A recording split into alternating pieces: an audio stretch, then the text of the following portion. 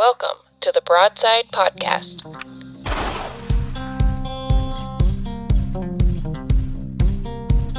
With host, my dad, Andy Elliott. All right, welcome back to the Broadside Podcast. I'm Andy Elliott, and on this episode I was joined by Sue Tidwell. Sue is the author of Cries of the Savanna. Now this book is her story of a trip she took to Tanzania with her husband on a hunting trip. You get to know some of the local people in the hunting camp through her words in this book, and it gives you a good look at what it's like to hunt in Africa, a little bit more about what it might be like to be a local there in Africa, and the conservation of wildlife and its effects on the local population. It's a really informative book.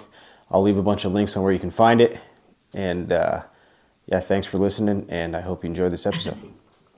So we'll just get started, and we'll have you introduce yourself and tell us a little bit about yourself. Well, hi, I'm Sue Tidwell, and I'm the author of Cries of the Savanna. I grew up in Western Pennsylvania, and I like to say I'm married into Idaho, so I live in Idaho now, but I didn't grow up here. I did grow up in a hunting family, so I grew up with four brothers that hunted, and my dad hunted, but I was never a hunter myself. So I was never against hunters, and I always understood, they were always a part of my world. But anyway, I was not as passionate about it as I am with hunters' rights as I am now until I went to Africa and was skeptical about some of the hunting there. And one thing led to another, and I'm sure we're going to talk about that. But it all evolved into the book Cries of the Savanna. Okay, so that kind of answered my first question too. I was just looking. So how I found you was a gentleman by the name of James Strange reached out, and as you're aware, there's a group of us here in Washington that are kind of banded together in an attempt to kind of preserve what's left of our hunting rights. And he mentioned your name, and so I reached out to you and told you I wanted to talk. But I wanted to finish your book first, and most people who know me know I don't sit down long enough to eat half the time, so I cheated and I didn't read it, but I listened to it most of the time while I was at work, and I thought it was awesome. It was a great story that had a lot of education to it as well, a lot of stuff I had no idea about. Like I think one of that stood out was the hyenas are more cat-like than dog-like, if I remember right. Yeah, isn't that crazy? We're closer related to cats than dogs. Yeah. You never would have thought that. And then, and then they were problem solvers, better than chimps, right? Yes, they're smarter than chimps. I was amazed by that too when I learned that. Yeah. So, I mean, it was awesome. It was a lot of highs, a couple of lows, without giving away too much. Towards the end there, it was I felt for, I don't want to spoiler alert, but the decision that had to be made to on the last day of the trip, I guess I'll leave it at that. But anyways, so the inspiration behind the book, it was personal experience that kind of influenced it. I don't know if you want to dive into that a little bit more.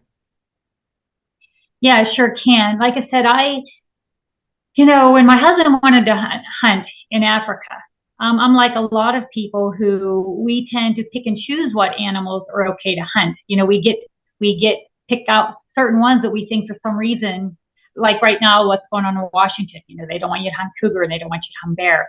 Well, I was kind of the same way I didn't understand why you should be able to hunt a leopard or hunt a lion or a zebra. My husband wanted to hunt a zebra, and I was just like, my gosh, they're too horse-like. So luckily I went there though, I wanted to see Africa so bad. I've been dreaming about it since childhood, but of course I dreamt of, the photo safaris and that whole realm, and a nice comfy lodge and safe and secure. And, the animals are all just standing there letting you drive by, look at you and take pictures. Well, I ended up marrying Hunter, and he wanted to experience Africa like the old Africa. So we ended up deep in the Tanzanian bush. The nearest village was like 4 hours away. The nearest city was like 16 hours by Jeep away. It was really wild.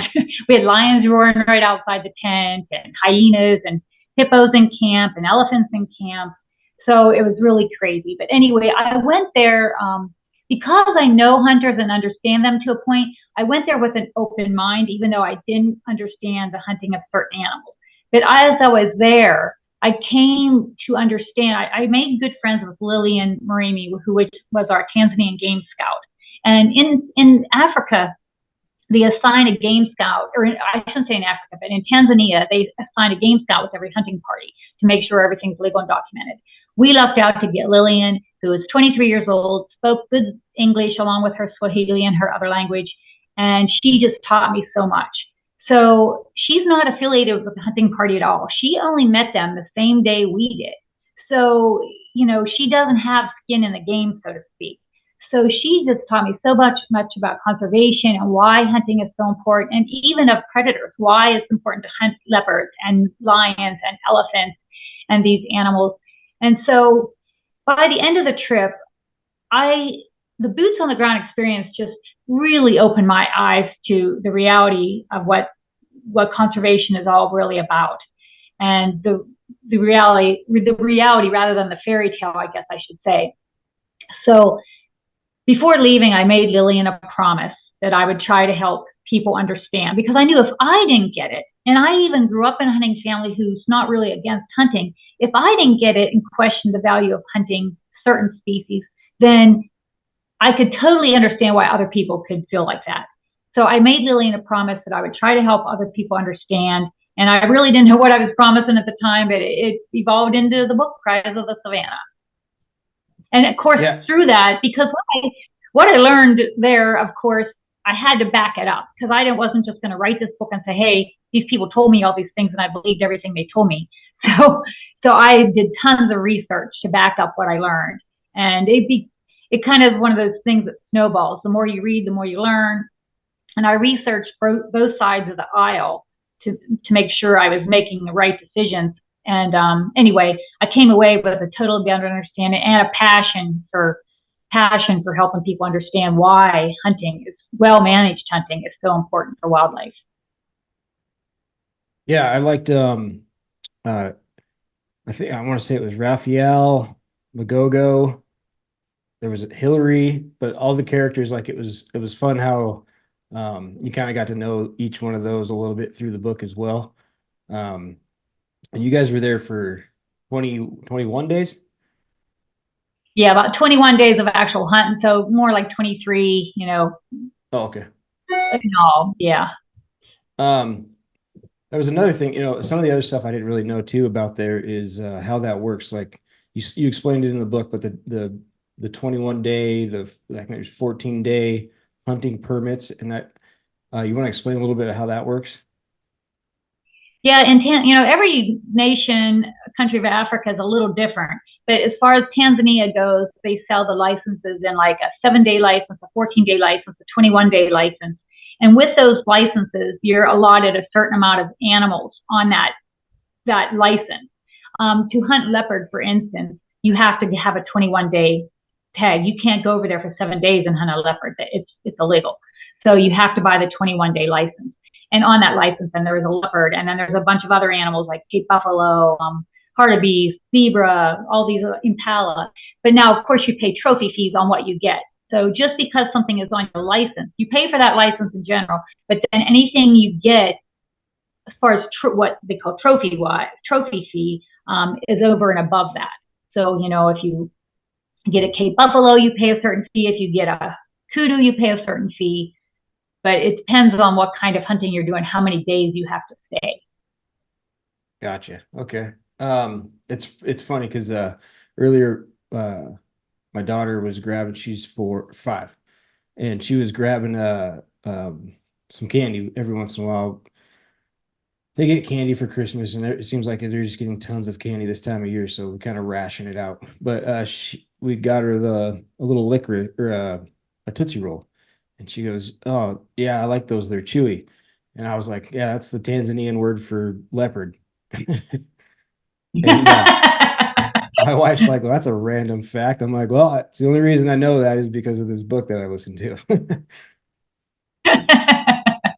I love the Swahili words. They just you got to listen to them. but they're just kind of roll off your tongue. They're just so fun words compared to other words, I think. I mean, the animals like Pofu and Kongoni and Tandala, I mean, Tembo, all those words are just fun words, I think. Yeah, it took me a little while because, like I said, I was listening to it at work. So um, every once in a while, I'd have to backtrack a little bit because I was like running a dozer. So I'd lose a little bit of attention and I'd hear one of those words and I'm like, oh man, what was that again? And I have to go back a little bit. But yeah, it was cool to hear it. So that was the first time? Was that the last time you were in Africa, or have you gone back? It was our first time. It was supposed to be a once in a lifetime trip for us. So we kind of splurged on, because Tanzania is a little bit more expensive than some of the other nations.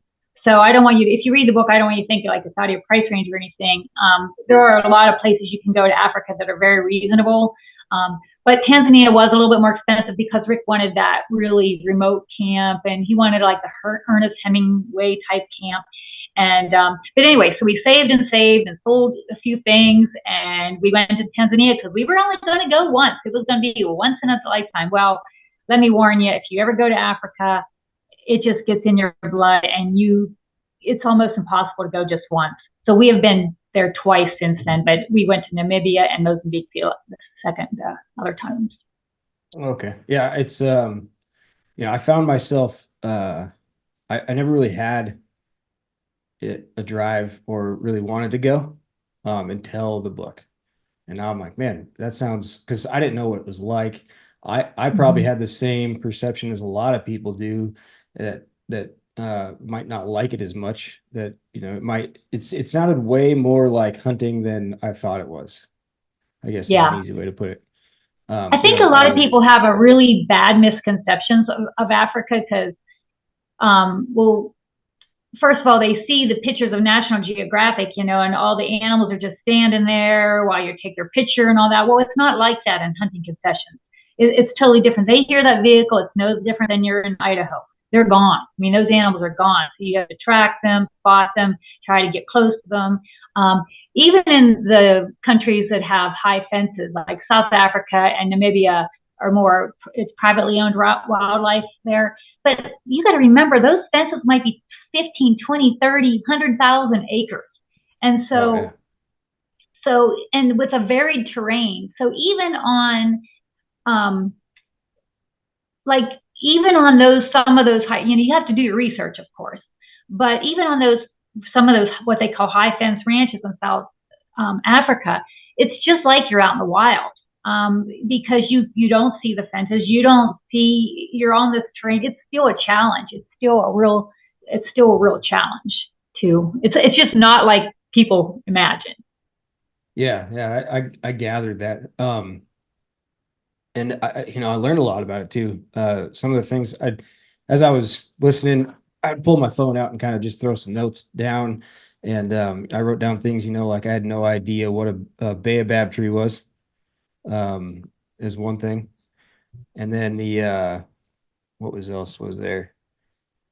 Like I said, the hyenas, and then how a lot of times when I was listening, I was trying to relate some of, like what you said about the locals, going through like elephants trampling their agriculture or whatever. And I tried to relate that back to like the States, with maybe stuff you guys have probably experienced in Idaho, where, the wolves, right? Like wreak havoc on the locals, and then people in big cities try to manage the animals they don't have to deal with, which is a lot like people here trying to manage the animals in Africa when they're not the ones in the boots on the ground. Exactly. They're not the ones who's, here, at least in America, the chances are, hopefully it doesn't put your livelihood, it hurts your livelihood, but hopefully your kids aren't going to starve to death. But in Africa, quite literally, they could starve to death. If they trample their crops. They depend on that for their entire existence. It's not like they have grocery stores and stuff, but it is the same concept. You can't be making decisions for people. Somebody sitting in an office somewhere can't make decisions for someone who's living on the boots on the ground. You have to find ways to make it conservation valuable to both sides and to make people want to conserve the animals. Yeah, that's kind of a feeling that you might be familiar with. They're trying to reintroduce grizzlies into the North Cascades here. And obviously what locals here deal with aren't anywhere near what they've got to deal with there. Like some of the stories where you talked about those two guys walking to get medicine in the dead of the heat because they were least likely to get attacked by lions during that time of the day. That's insane to think of people that have to live like that, and then to have people try to tell them how they can manage the animals that are trying to eat their children. Yeah, it's crazy. It's crazy. And that's it was such a simple thing, but that just hit me like a ton of bricks when Raphael told me that, in such a nonchalant, matter of fact way, that's why they worked in the heat of the day or walked in the heat of the day is because it's the safest time of day. I mean, we can't even relate to that in any sense. So it's just a different concept. I just think local people definitely have to be involved in conservation. It has to benefit them for them to want to protect the animals. Yeah, sure. yeah. I'm still I've really gotten more in depth with the conservation side. I've hunted my whole life. I've kind of been like most people where I just went and bought a license, went to camp, went hunting. The last few years, excuse me, I've gotten way more involved in the ongoings and inner works of the whole deal.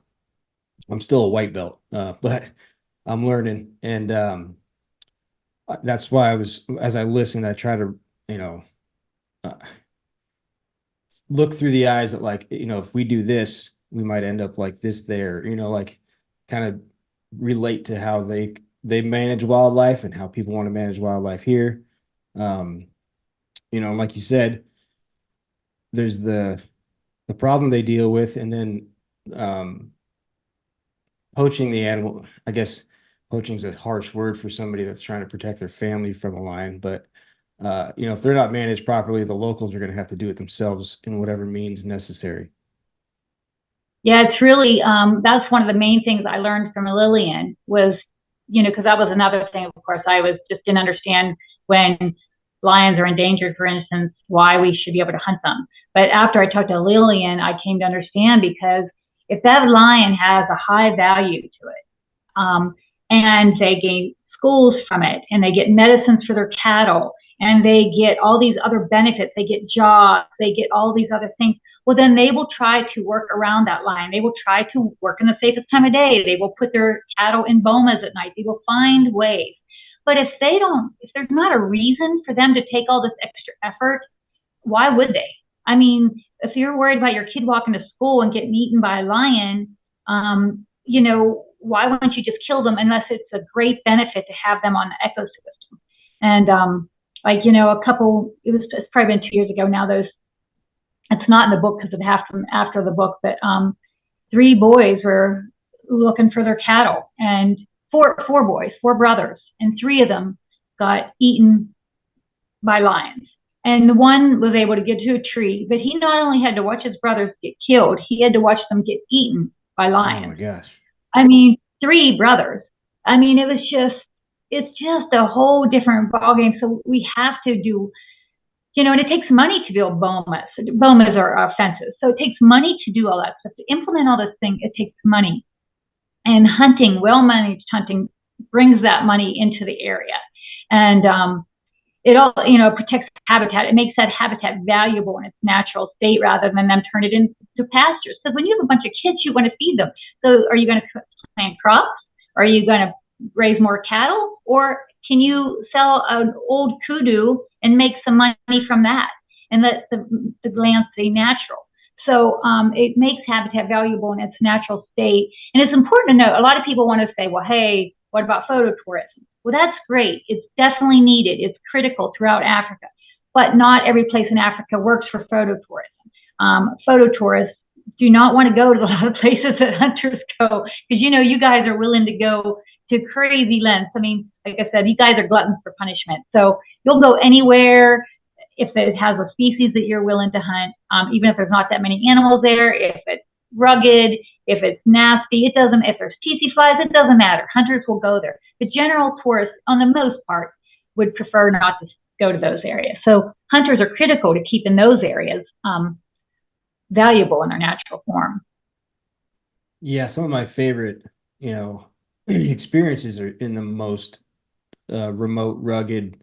I haven't seen anybody for 3 days. Like, this is where I want to be. Like, nobody else is coming back here, and then I'm sore for a week. But um, like you like you said there about the old kudu, that was another thing too that I found interesting, is how the PH, the professional hunter, right, would kind of make the decision and gauge the age and of the animals that were being hunted.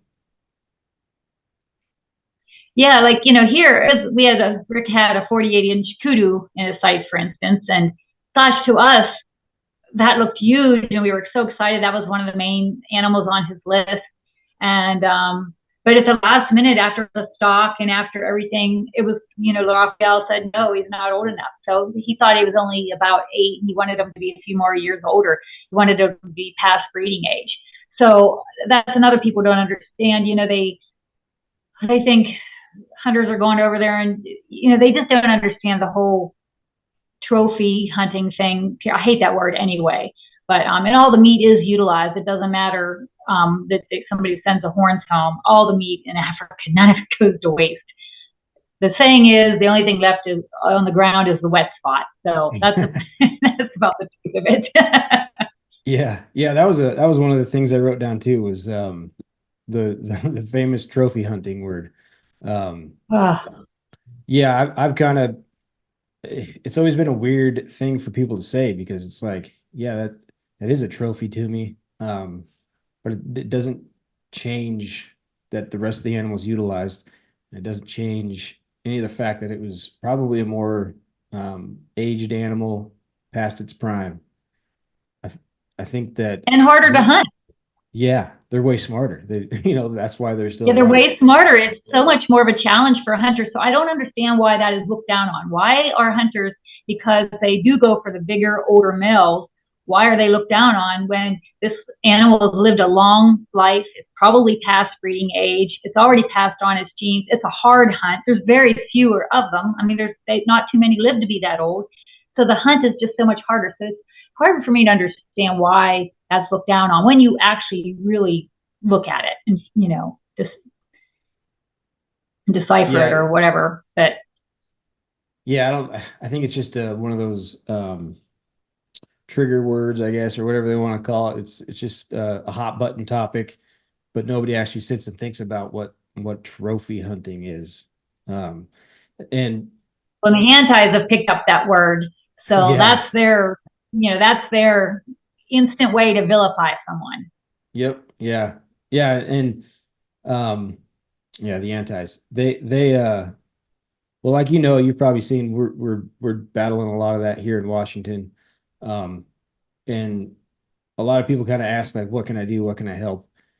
This is something I wrote down earlier too, but I feel like in a group of the guys and gals that I work with on this stuff, there's a chunk of people that are just never going to understand, and they'll never change their mind. There's the chunk that goes out and hunts, and then there's the people that are accepting of it, and then the giant chunk in the middle is who we need to explain to what trophy hunting is or isn't, and what we're doing. And I think that if we could get a lot of those people to listen to or read your book, that does a great job kind of explaining to the middle people what it's all about. Well, that is my goal. I mean, and unfortunately, I have to have the help of hunters, because a lot of times non-hunters won't pick it up on their own. But when it's given to them as a gift, or hey, a family member says, hey, I think you would love this book or whatever, then they read it, and I hear great feedback, and I have changed a lot of minds once you get it in their hands. But unfortunately, I can't hide what's in the book. So sometimes people pick up the book and they see hunting and they instantly put it down.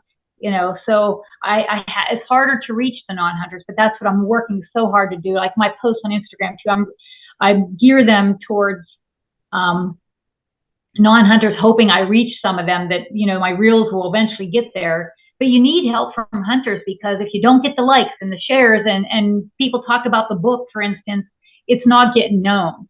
So, but yeah, I wish too that, because I think you're right, 90% of the people are really, once they hear it in storytelling way and with some facts and figures, and it makes, it's just so much common sense. I mean, that's what I kept saying when I was writing the book and when I was over in Africa. Once you see it all, it just is common sense why this would work. And so I think most people have common sense. And so once you can let them see the story and tell, and that's what I think hunters are doing, or at least the ones like that you're involved with, and a lot of the ones on Instagram now are doing a much better job now of telling the story behind the hunt. Because I think that is so important. I think get past just the grinning. And I know you guys have a right to post because you work hard for those animals. You have the right to post those pictures. But if you do, but some are distasteful. You know, some people go a little crazy, and then that ruins for every hunter. They're just shooting themselves in the foot. But anyway, the people that are posting and telling a little bit about the story, the work involved, or how the meat's used, and showing the meat preparation, I think those go a long way to help people understand. Because once you relate it like that, I think stories do a lot better job of telling things. I mean, facts and figures are really important, but I think stories connect better with people, or at least with people like me. So. Because I'm very emotionally charged. I'm as you can tell by reading the book, I don't know how many times or listening to the book, I just even got emotional just narrating it. And so, yeah, for people who are really emotional like me, I think we connect so much better in a personal, when it's told in a story method. Yeah, I really liked having you narrate it too, because I did kind of get more of the emotion than I probably would have if I was just reading it by myself. But the stories is something that we've been trying to push, trying to explain to people too at these commission meetings. You're signed up to speak. Yeah. Here in Washington, right? Yeah, tomorrow. I've been practicing my speech. Yeah. Yeah. Yeah, we'll see. I guess there was some word that they might cut everybody down to 2 minutes because there's so many people signed up. But we'll see. I don't know. I'm like 112th in line or something like that, I think. So I don't even know if I'm going to get to speak, but that's something we've been driving home too, is the stories. They have the facts, they have the statistics. We're not biologists. The biologists are giving them what they want. What they do with that's up to them. But touching home, with sharing our meat with friends and family and the community that we build. I think that's important. We've been working on. Yeah, I think you guys have done a much better job. I've been seeing a lot of great posts lately that I'm just going, yes, yes, yes. Because, I just love that when I see those kind of posts, because like I said, I'm just become so passionate about it and it's all tied together. I mean, hunters here have to stick together and fight for each other. And then we also have to fight for Africa.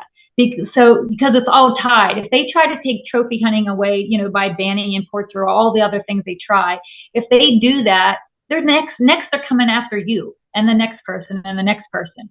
So it's all linked together. And so I think we're all in this together. Like, I started out fighting for Africa and for people to understand Africa, but it's kind of just grown into this whole thing that I know we're all in this together, essentially. Yeah, we're all just a different domino in the line. And if they can get that first big one to fall over, then we're all kind of in the way. Man, I just had something off the top of my head. So I hit on the posts on social media. Well, dang it, I'm having a brain fart now. Jumping around a little bit though. I didn't know. So the crime syndicate, the use of ivory thing, that was kind of new to me as well. I know this is way off track of what we were just talking about, but it was back in my notes. And has that been part of is that why some of the imports got banned because of the poach? Like you mentioned in the book about like US banning imported like mounts, right? Yeah. Yeah, they ban. That's their way. That's the anti's way to trying to stop the hunting. They can't actually tell Africa what to do. They try to, but they can't. But if they stop the import of an elephant tusk, for instance, then a lot of hunters don't want to pay that huge money to come home without those tusks. I mean, they get the memory, you know as well as anyone else, that the antlers and the tusks, all that. I mean, it's the memory. It's the memory you're bringing home. But still, people don't want to. It just takes away from their desire to, they want to bring that home with them. So that's how they're trying to fight, is by doing import bans. But yes, you're right. That's their excuse. They try to say, like rhino horn, for instance, it has been banned. But look at it. It is not. I mean, we're losing a rhino a day. It is just so depressing. I mean, it's just so, for a keratin, for a thing that is just a fingernail, that could be replaced over and over. A lot of the ranchers there, they're cutting the horns off and storing them in vaults and stuff, hoping that someday it will be legalized. And I'm not going to argue one way or the other. I'm not expert enough to argue the pros and cons of that, but whatever they're doing now is not working. But we have the technology today, in my opinion, in my humble opinion, that they could do what's necessary to somehow legalize, legal rhino horn. And like I said, maybe I shouldn't be talking this because I don't know enough. I'm not expert enough on it. But there's two sides of that story, put it that way. There's a lot of people that want to ban rhino horn altogether, and there's a lot of people that want to make it legal because they think that what they're doing now is not working. And it's true, these ranchers and farmers who grew these 100 white rhinos is what they found, I think 30, 40 years ago, and have grown them to like 18, 20,000 now. They're on their ranches and stuff, but now they're having to pay oodles of money to protect them, armed guards and security and all this, but they can't sell a hunt to pay. You know what I'm saying? It's just, people are expecting so much in the outside world. They want them to protect them because most of the rhinos aren't in national parks. I mean, a good amount of them are on private farms. And so somebody is paying to protect them. And it's not the people causing all the fuss. So anyway, I get a little passionate about all this stuff. But yeah, that is their, and I'm probably not an expert on the bans, but that is their feeling behind it, that it's going to stop poaching. But it, yeah, we can argue. That's another thing that's hard to get through the minds of some of the anti-hunters too, is there's a very large difference between hunting and poaching. Yeah. Like Amy Dickman put it in the book, it's like comparing shoplifting to shopping. Yep. One steals and the other adds to the economy. So, and one's well managed. Poaching, they take young, old, female. It doesn't matter which animal they get. They all die, and a lot of them just go to waste because they didn't get to the trap lions on time and stuff. But at least well-managed hunting, they're old males past breeding age in most cases. Yeah. Do you know, is that, I'm not versed very well in it, but is that ban still in place where they can't bring back mounts and stuff like that? Do you know? Well, I think it gets all complicated, so don't quote me on all this, but I think they just opened up. Some of the countries are allowed to bring some elephant tusks back in yet, certain countries. Certain countries can bring lions in if it proves that there's a conservation benefit to it. So I don't think lions from South Africa can be imported, but like some from Botswana, for instance, or maybe Zimbabwe. And again, don't quote me on these because I just can't keep up on it all.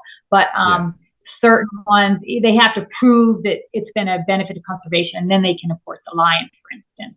But I'm just going to give you an example. In Tanzania, when we were there, we went there 2 months after Cecil, Cecil the lion, or Cecil. Oh, yeah. And so it was hot on our minds, and it was just, we were thinking about that. But anyway, afterwards, when they did put those bans in place, I think it's like when I was writing the book, they made it so hard because Tanzania is main for that wild stuff. So when people couldn't import the lions, their revenue dropped. A lot of outfitters lost their concessions or gave them up. And so there was like 90 concessions. And again, don't quote me, it's in the book, but a bunch of concessions sitting empty. And when concessions are empty, they're prone for poaching and encroachment by human, because when hunters are there, poachers usually aren't. They don't want to deal with hunters, so they don't operate where hunters are at, typically. Yeah, that was another thing too that I was going to bring up was I didn't realize that in most national parks there, hunting concessions are almost like the first line of defense and a buffer around them for poaching.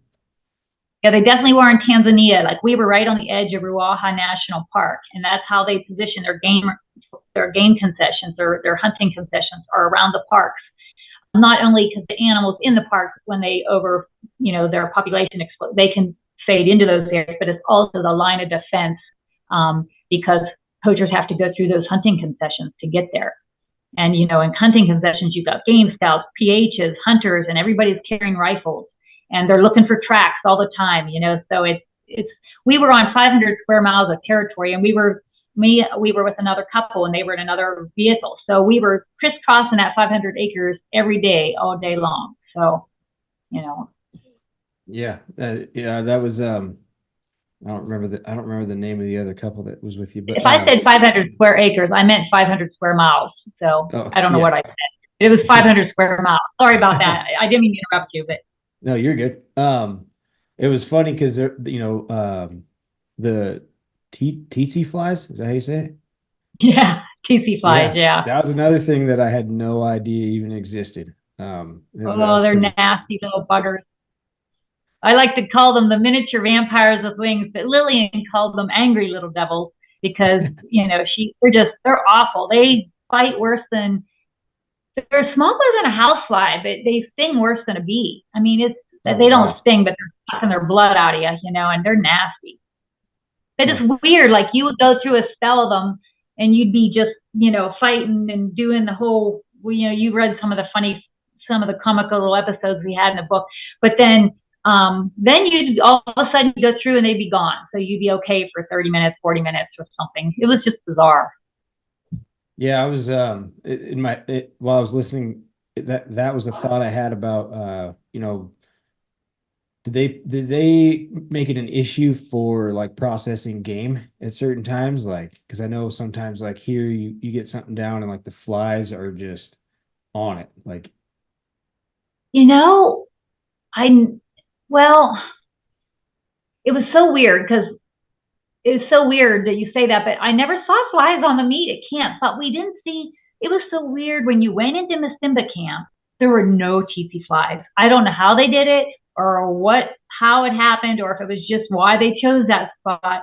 But like when we were coming from the airport, that little, I shouldn't say airport, but the landing strip, we fought them the whole way. And then as soon as we pulled in Masimba camp, it was just like a Shangri-La. They were just gone. So they would hang our meat because there was no refrigeration, and of course you couldn't eat all the meat at once. They would cut it into strips and dry it onto clotheslines, and what looked like clotheslines, and dry it. But I never really saw flies on it that much when I was there. But you got to remember, when you're out in the field in Africa, most of the time you take the animals back whole. So even like a zebra, you would literally, which that was so cool after going elk hunting, and you have to pack out all those quarters and stuff, and do all that work in the field. There, they were just ingenious. They would like dig holes and lower the Jeep into the ground, and then use boards, and then everybody would work together, because there'd be, there was 6 of us really. So, because the driver, anyway, there's plenty of us, and then you would kind of all lift and get it into the thing, and then they did all the processing back at camp. So it was only like the big animals, like the Cape buffalo and stuff that you have to cut in half to get it in the Jeep. But yeah, the tsetse flies, now that you said that, they were worse when there was a little bit of blood in the back. So, because that's what they're sucking out of you, they're wanting your blood. So they were definitely worse, when you're moving, they weren't as, and then we had Magogo was always swatting them off us, so he was trying to help. But yeah, the blood drew them in for sure. Yeah. Speaking of the meat, that was another thing that I kind of always wondered. I didn't really know, but that all gets dispersed out to like local villages and stuff like that, correct? Yeah, and every country is a little different. Tanzania, all the wildlife is owned by the government. So that everything that, and we were so far from the nearest village that what we didn't eat there that was dried into strips for them to take home to their families and villages later. Because they're there 3, 4, 5, 6 months without leaving. You know, the workers are, and the trackers and everybody. So they would take that meat home with them. Now in other areas like Namibia, they were owned personally. So most of the meat went to their workers, and then they did sell some of it. Now in other areas like Mozambique, all the meat went to the people. When we got anything there, it was dispersed to the local people, and we'd maybe keep a cut of meat for us, but the rest was given to the because that was one of the benefits for them, you know, is to get that meat. So yeah, so it's a little different everywhere you go. So what was your favorite and least favorite meat that you got to taste? My favorite was zebra, which didn't even want my husband hunting, and you know, and I had no intention of eating, but I think I might have had one too many cocktails, and I was just exhausted and starving, and that pundamilia, well, it's pundamilia in Swahili, that came up, you know, roasted over the open fire, and I took a bite, and after that I was hooked. It was just so good. And you'll hear a lot of people say that zebras are their favorite, and my husband's favorite was eland, so he really likes eland. I liked eland too. My least favorite was we ate the buffalo tongue, and I don't know so much that it was because it wasn't an awful taste, but I think I couldn't get past the texture of it, you know. And so I ate buffalo tail, but I didn't. That buffalo tongue was just like a big roast, you know. It looked like a roast when it was him on the plate. And anyway, that was just a little too much for me. And I didn't eat any of the tripe. All the guts, all the tripe.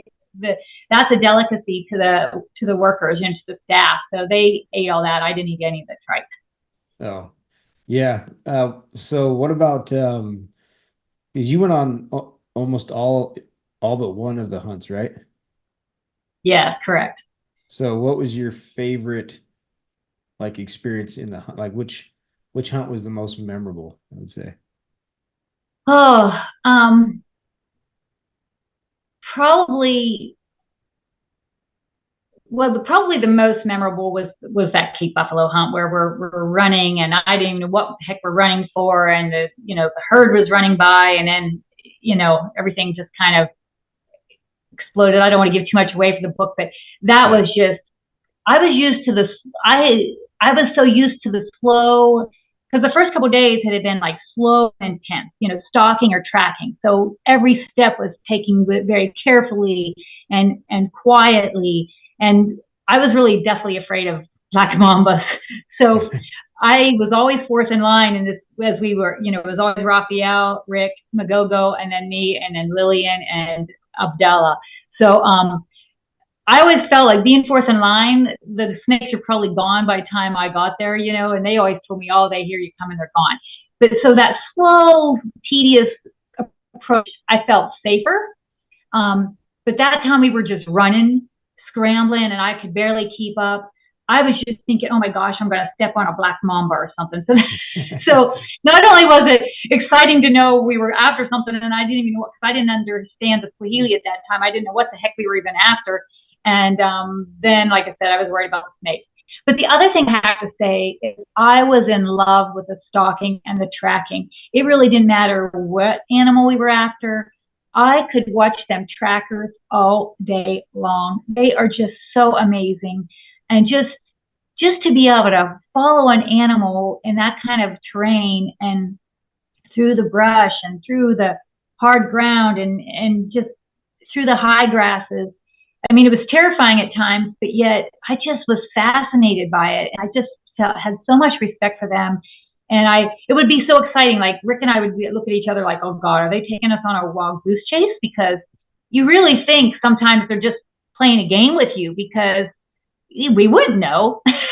They're just making us think we're after this animal. But then all of a sudden you would see a broken twig or a hoof print, and we get all excited because, oh yeah, they were, there is a kudu there or something. So anyway, I love that. I love that adventure part, and that watching them work, watching such skillful people in their element do their job. That was just amazing to me.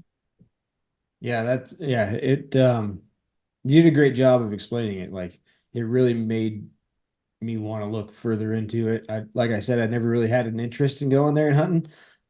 But now I do. And so I'll let my wife know that it's your fault. You'll love it. Just be prepared. You want to go back. But like I said, there's so many places you can go and get the experience without it having to cost an arm and a leg. You can go there for the price of a mule deer hunt or an elk hunt, guided elk hunt or guided mule deer hunt. So. Yeah, absolutely. Circling back a little bit to before we wrap up the conservation side of stuff. Is there a message you might have for some of the hunters that might hear this about kind of what they can do to help improve the image of us as hunters? Because I know that's a huge problem that we face. I think we already touched on it a little bit, but I just want people to tell the story, because so many people I grew up in a hunting family, so I know the work involved. I know the misery. I know the money. I know all that stuff. Plus my husband's a hunter. So, I see that side of it, but not everybody sees that. So tell the story, not just the picture, and just get involved. Like you said, I was listening to your other podcast, but it's so true. There's a whole amount of hunters that aren't even on social media. So they have no idea what's going on. And so to try to kind of let them know what's going on and educate them and get them involved. And when you see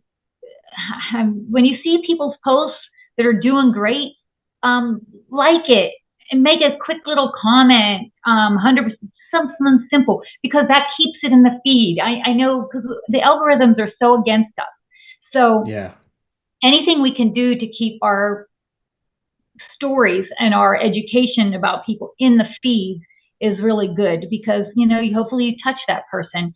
And because I'll get in conversations with, sometimes they start out bad, or I shouldn't say bad, but anytime somebody comments on one of my posts and asks a legitimate question or sounds like they're at least a bit curious, I will take the time to really go into depth with them and talk with them. But I have gone to the point where, because I get a lot of hate stuff too, because I support hunters. So I have gone to where some of them I just have to block or ignore, because I tried dealing with them in the beginning and it's just draining. It just drains me. So there's going to be that 5% that you never can reach, but really try to reach the other people and I support other hunters and the fight.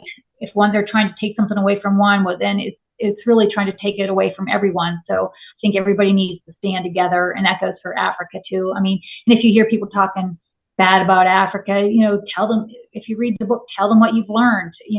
I always say fight for Africa or fight for hunting. And I don't mean with your fist, but I mean with words. Educate people in a fun way and without being, you guys talked about that earlier in some of your podcasts, but with respect and with calmness. I think that goes so much further, and it shows the true character of the hunter, because most of the hunters I know are just respectful, hardworking, down to earth kind of people, men and women. And that's just what we need to portray to the public, so they get to know hunters better, instead of these, vilify these, creatures that kill animals, so to speak. Yep. Rage killers was the latest thing I've heard us called in one of the commission meetings. Rage killers? Yeah. Huh. Yeah. We were rage killing things. I wish I could have every non-hunter or anti go with a hunter on a hunt and see like the love for the animals that hunters have. For instance, is in Mozambique, my PH stopped to show us any bug that was really cool, any spider. He'd pick up snakes. He loves snakes. There was a spider in our bathroom that was huge, and he asked me please not to kill it because it was a good spider and ate bugs. Well, I mean, this is a big, hardcore professional hunter. I just wish the antis could see this side of hunters, the part that what they will do to save an animal or conserve an animal. I mean, sure, they hunt because that's part of their lifestyle and part of the tradition and part of wildlife conservation. But they also love wildlife. So I just wish they could see that side. Yeah, that's been the big struggle, is just finding the best way, like you said earlier, to reach that middle group. There's a lot of it's kind of weird, like everyone always says, hunters are mostly, want to be left alone, but we don't do a very good job, like you said, about promoting each other and uplifting each other. There's always infighting, arguing over the dumbest stuff sometimes, and that energy could be used to help save hunting rather than who's better, a bow hunter or a rifle hunter.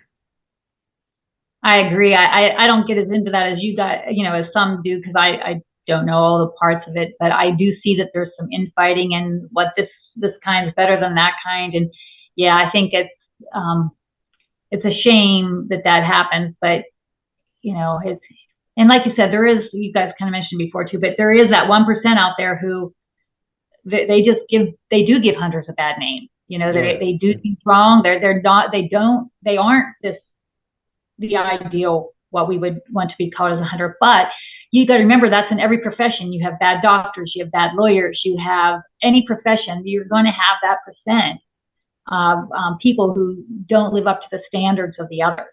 So, and I don't know how to change that. But no, I mean, the best we can do is try to hold each other accountable. If you see it, say something, kind of a thing. Let me ask you a question. Like, when you see a gripping grin that's really kind of disgusting, and me as a non-hunter, I see that and I just go, oh, I just cringe, because I know that has just hurt the hunting world. Do you say anything, or do you just scroll on by? Because no, I don't know what to do. You know what I mean? I have done both. I'm interested to hear what you say. I definitely get after people pretty good. Yeah,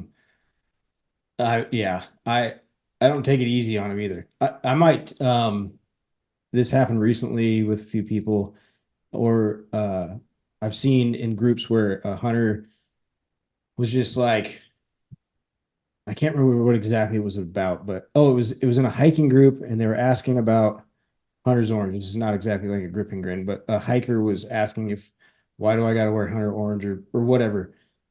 And a hunter was like, "You're an idiot if you're hiking without wearing Hunter Orange, and you're gonna get shot." And I kind of stopped, or I butted in and was like, what he should be saying is, it would be, if we're other hunting, we might not see you in the background. It would be a lot better if you wore Hunter Orange, right? Like, I explained to him why instead of just screaming at their face. That's an example where I butt in, but a lot of the times I'll have people tag me in a post that's like a nasty elk, like, suffering, and I get in there and I get it on them pretty hard. To the point where I either get blocked or reported for talking crap and stuff like that. But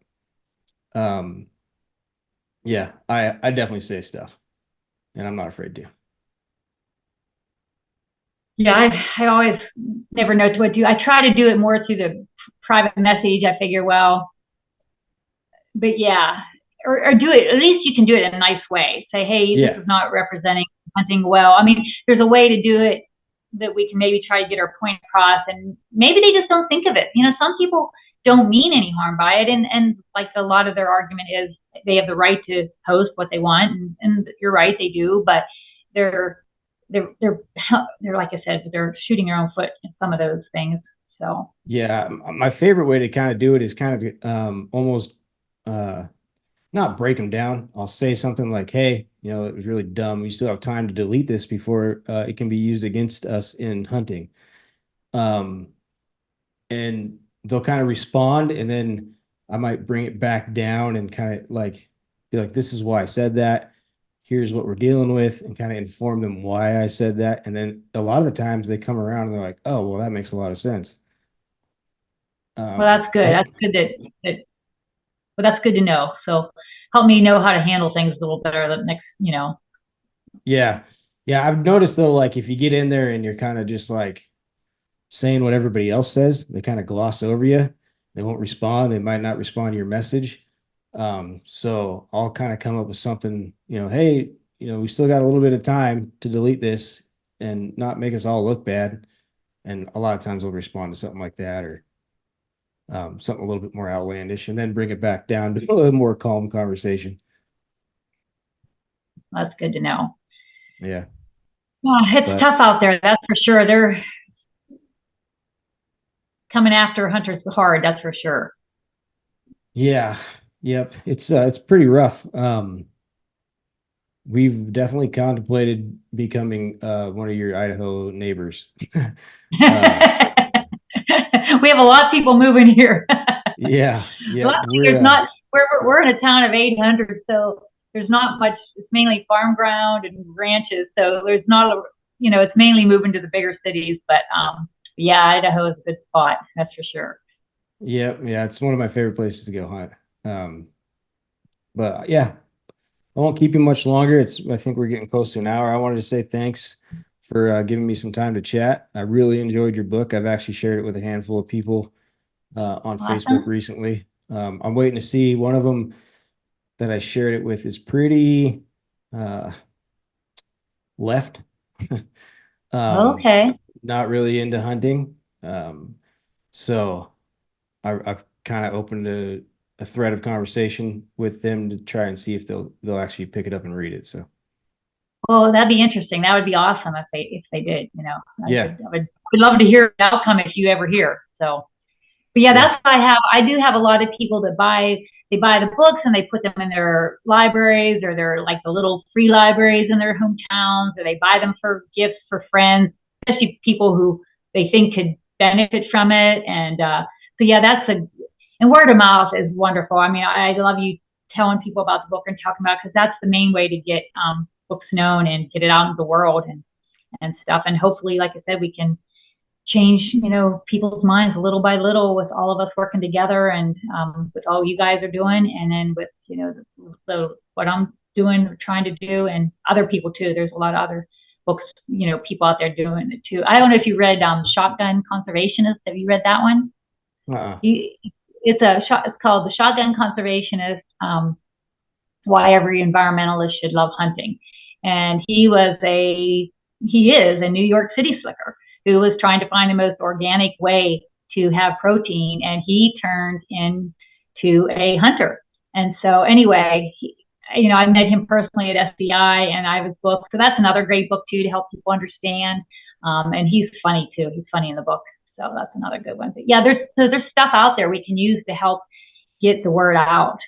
And everybody just do it little by little, their part, with whether it be telling their own story or sharing their meats like you guys do, and that kind of thing. So, but thank you so much, Andy, for having me on here. I appreciate it. And, I love getting to chat about Africa and conservation. So I'm happy anytime I can talk about Africa.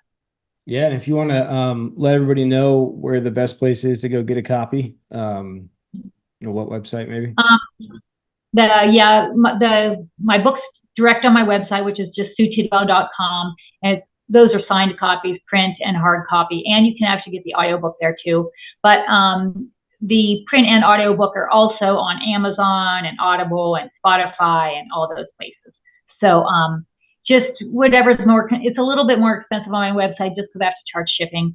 So I'm going to be upfront with that. But so if you're not somebody who cares about an autograph, you can get it from Amazon or pretty much anywhere else. So, but yeah, I'd love you to check it out and tell other people about it. Alrighty. And your Instagram, if you want people to find you there, is it's SueTidwell.writer. So okay. SueTidwell.writer on Instagram, Facebook, and TikTok. I tried TikTok too. Oh, I more or less make my videos there. It's kind of fun to make the videos there because I like their thing, but I don't have many followers there either. But anyway, so I'm on all three. So they're all SueTidwell.writer. All righty. Well, I appreciate you coming on, and thanks. And I'll be sure to chat with you soon.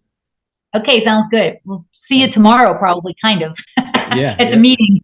Yeah, hopefully. Have a good night. Okay, you too, Andy. Thank you.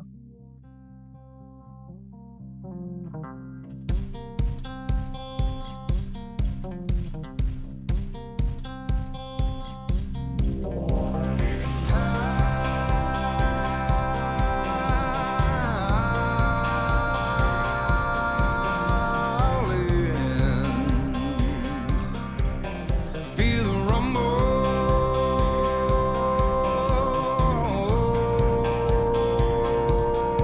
sliding. Bronco straight honey.